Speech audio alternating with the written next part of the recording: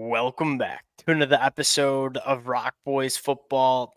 USC, obviously, just a heartbreaker against Michigan Saturday afternoon. Sitting here Sunday morning, having the opportunity to kind of go back and watch this game a couple of different times. Want to dive into what we saw from this USC team, what went wrong specifically for the offense in the first half, talk about what we saw from this USC defense. But Dill, I want to start, and there's a lot of things to be frustrated with. And I think the overall frustration for USC fans is, look, y'all know I'm a Michigan fan. USC was the better football team Saturday afternoon, just didn't come up with the plays to win this football game.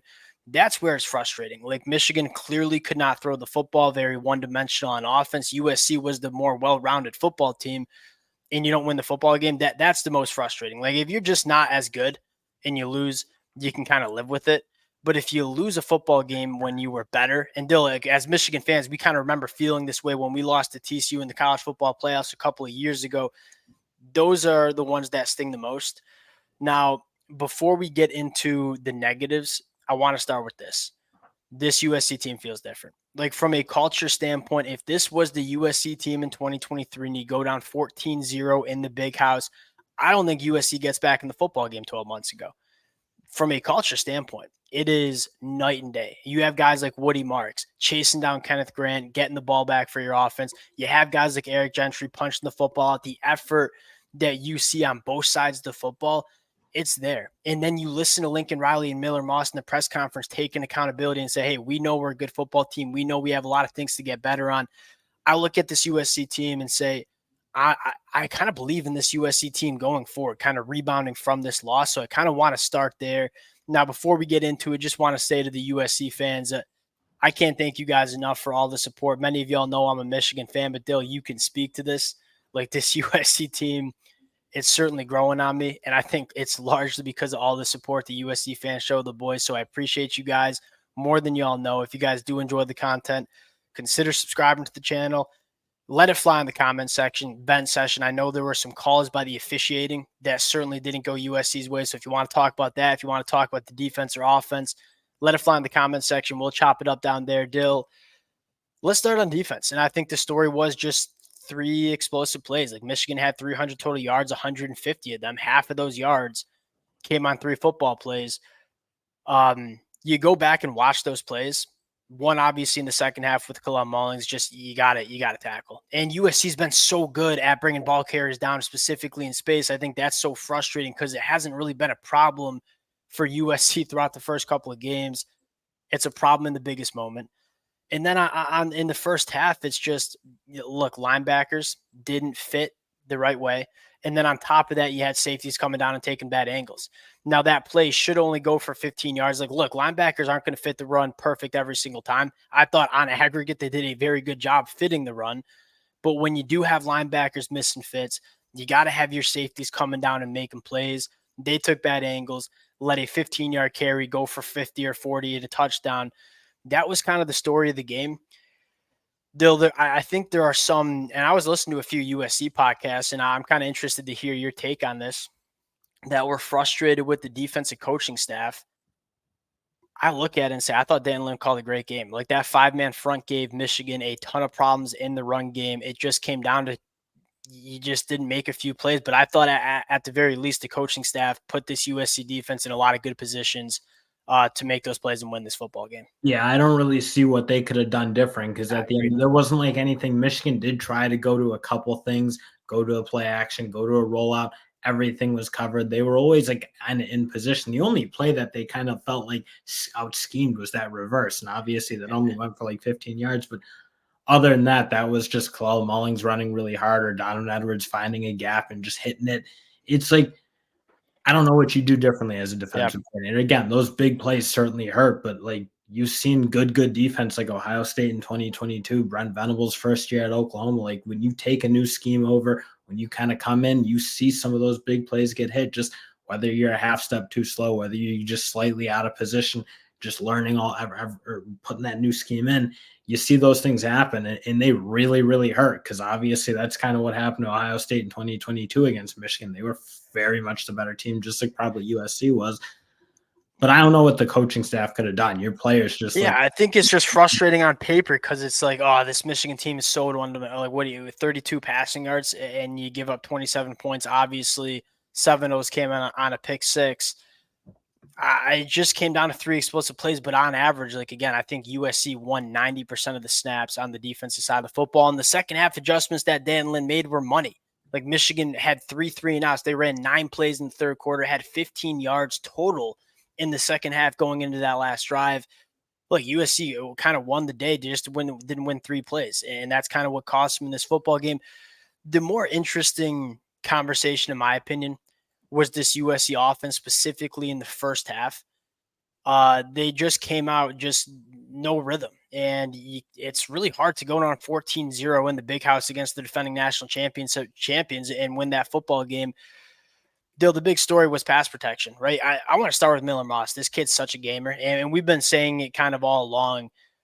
Probably on the ground 15 to 20 times in this football game, just getting back up, leading his team. If you're a USC fan, one of the big takeaways, one, culture's there. Two, Miller Moss is such a dude, in my opinion. Like when he was clean, even when he wasn't clean, he made some high-level throws. He obviously made one mistake to Will Johnson that was a crucial mistake in this football game. Sometimes you just got to tip your cap to Will Johnson being one of the best cornerbacks that we've seen in college football in quite a long time.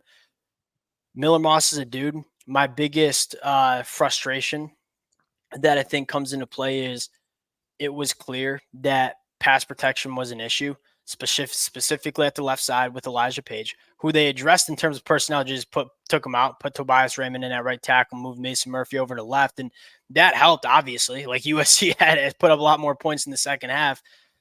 That being said, it was a problem the whole game, even when they had the new offensive well, line I out was there. really surprised they couldn't get to something in that run game in the first half because like when they started to again kind of hit those misdirection runs, counters, they really started to get something rolling. I thought again, the defensive linemen for Michigan, especially at the end spot, you certainly saw they were being really, really aggressive. They were rushing upfield Yep. really hard pretty much every play. Same goes for the linebackers. They're a really, really aggressive unit.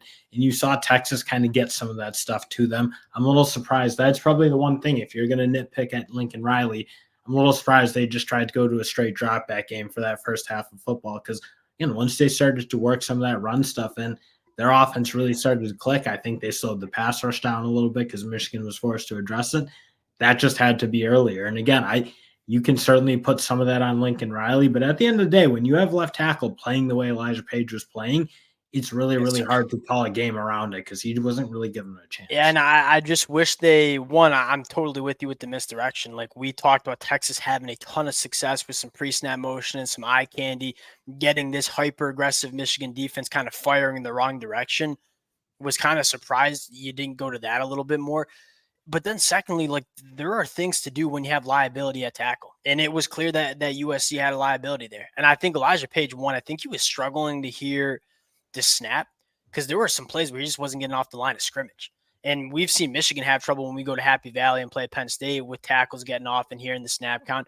I think that was clear. Like Elijah Page, one, wasn't very good in this football game, but But two, they I think, also probably could do something to get him more. I mean, he's a very good run blocker. Like, just try to get him engaged, try to get him rolling. And again, yeah, if agreed. you're going to criticize Lincoln, that's probably what it would Yep. be. Is they just didn't get to any sort of balance until the second half when they really started to kind of cook a little bit. And then they started to cook and were by far the better team for the last 30 minutes of football.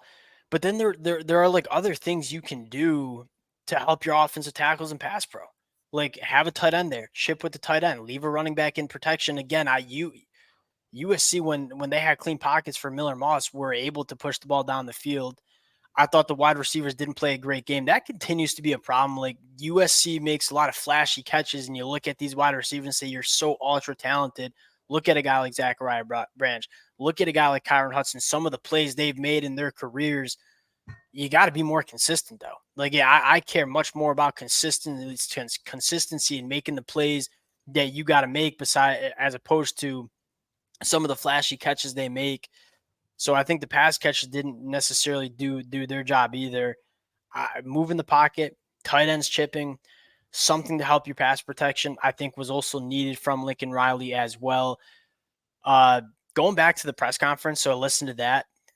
As Dylan, again, this team feels different. Like Miller Moss, takes on full accountability. He's like, I got to be better. And quite frankly, like, it's not on Miller Moss. Like Miller Moss was doing pretty much all he could outside of that pick six. But I love to hear your quarterback like taking the accountability. Lincoln Riley, same thing. This team feels different in terms of the energy and vibe that you're getting. One of the things that I thought was really interesting in this football game, kind of on the Sunday rewatch and looking at some of the numbers, Bear Alexander only played 21 snaps. That was to Nate Clifton's 40 and Gavin Mayer's 37.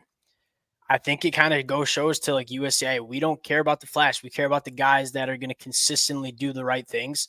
Look, we all know Bear Alexander is the most talented defensive lineman on this USC defense. But if you're not willing to play every snap hard, but more importantly, stay in your gap and do what you need, you're not going to play for this USC team. Yeah.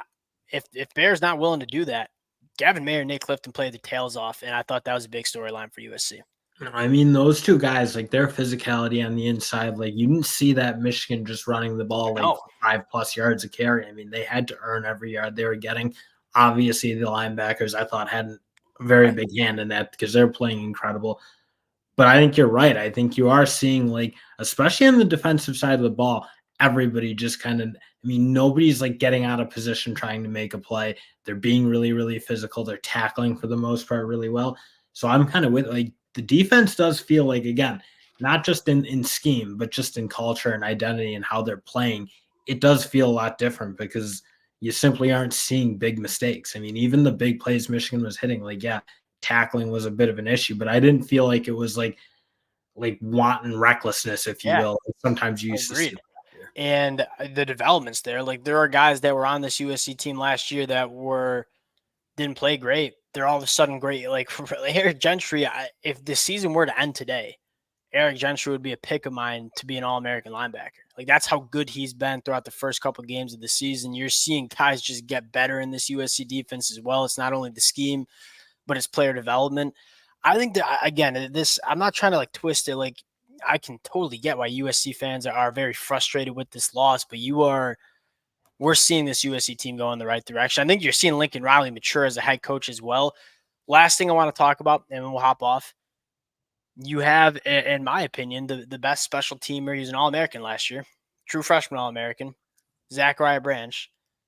Especially when your USC offense was stagnant in the first half. Why is he not returning kickoffs and punt returns? Like he had multiple opportunities where he fair catched on the punt. He had multiple opportunities on the kickoffs.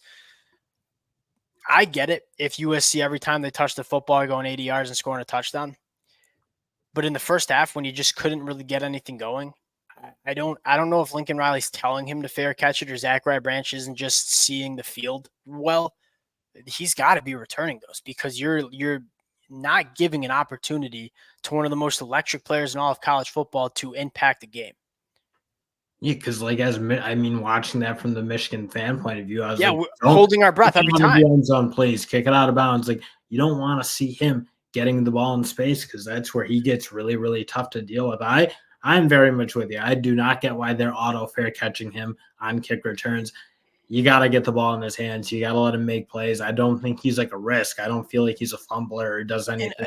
Doesn't make bad decisions with catching punts. Like he's got to get his shots to make it happen because they can be huge plays. I agree. And especially as he continues to, I think you're seeing some development of him as a wide receiver, but it's still a work in progress in terms of him just being he's an extremely dynamic playmaker, but he's not necessarily the most polished wide receiver. And we kind of talked about that heading into 2024. One of the ways you can get him involved in a football game, which you obviously want to do, is let him be active in special teams. And I don't know if it was Lincoln Riley telling him to do so or him just not doing it. But if he's not willing to do it, you got a ton of other guys that I think could do a really good job at it. So you got to figure that out. Outside of that, just it's disappointing for USC. I'm hurting for the USC fans, that's for sure. We'll close it out there. Appreciate you guys again. The USC fans, it means the world, all the support you guys continue to show. Appreciate you guys. If y'all do enjoy the content, consider subscribing to the channel, and we'll talk to y'all later.